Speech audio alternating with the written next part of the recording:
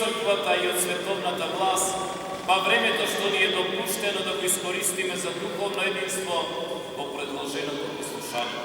Населението, па поради пандемијата е одложено.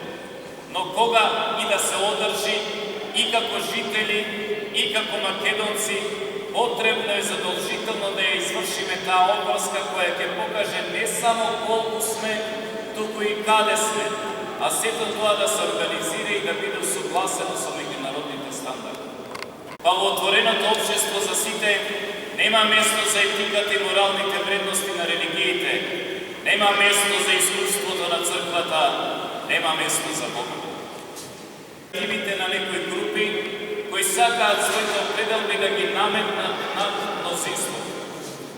Така, во образованието во форма на некакви чудни реформи, од кои исклучена објективната јавност, се прифаќа менувањето на нашиот историски, културен и духовен идентитет. На овој начин е засегната не само нашата сегашност, туку и иднината, зашто децата уште од најмала возраст се насочуваат кон туѓи, несоодветни, недостојни вредности со кои се разлепитува личноста кои се спротивни на светогледот на нивните родители.